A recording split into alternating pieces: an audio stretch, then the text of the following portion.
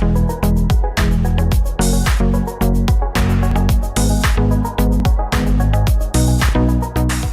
اللہ الرحمن الرحیم۔ درود پاک جناب محمد رسول اللہ صلی اللہ علیہ وآلہ وسلم کی ذات پر، ان کی آل پر اور ان کی اولاد پر۔ اس وقت بظاہر بڑی خاموشی ہے، لیکن ایک جنگ جناب اسحاق ڈار یعنی وزیر خزانہ جو پنجاب کو ریپرزینٹ کرتے ہیں، اور ان کی مصیبت یہ ہے کہ وہ پنجاب سے ہیں۔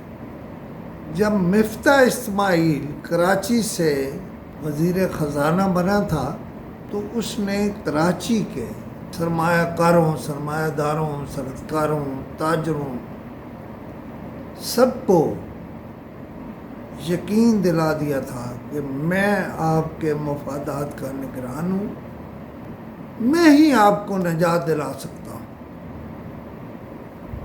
اور اس نے بہت سی انویسٹمنٹ بھی کرائی تھی۔ جناب اسحاق ڈار نے جب وزارت سنبھالی تو مفتاح اسماعیل نے ان کے خلاف سازشیں شروع کر دی۔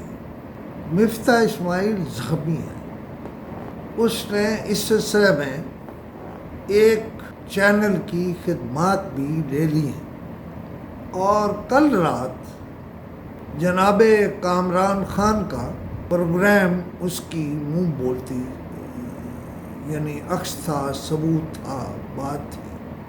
وہ یہ ثابت کرنا چاہتے تھے کہ پنجابی اچھا وزیر خزانہ نہیں ہے۔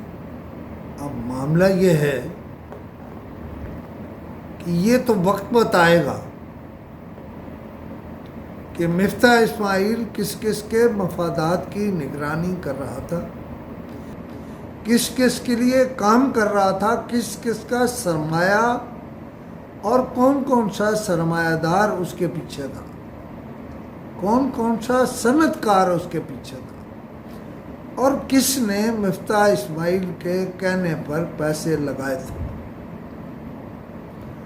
وہ ساری قوتیں مفتاح اسماعیل سے کہہ رہی ہیں کہ چھین لو، جناب اسحاق ڈار سے وزارت خزانہ چھین لو۔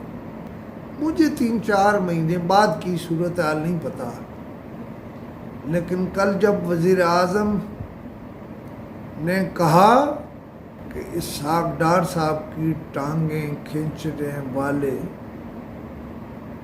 فلاں فلاں ہیں، یا فلاں فلاں ان کا مقصد ہے، لہذا ابھی تو وہ جناب اسحاق ڈار صاحب کو نہیں ہٹا سکیں گے۔ لہذا ایک تو یہ معاملہ پنجابی ورسز کراچی ہے، دوسرا اسحاق ڈار کے مقابلے میں مفتاح اسماعیل غیر متاثر کن شخصیت ہے، اور تیسرا وہ کمزور بھی ہیں کہ اسحاق ڈار صاحب کی بہرحال میاں محمد نواز شریف سے عزیزداری ہے۔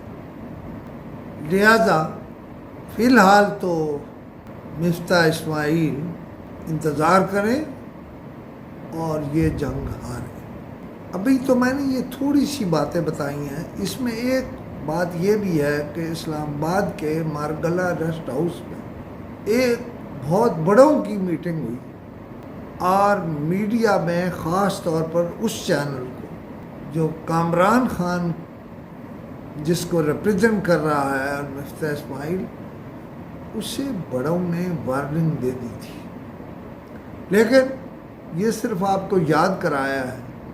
اس میں جو کچھ آگے ہوگا وہ آپ کو بتاؤں گا۔ خدا حافظ۔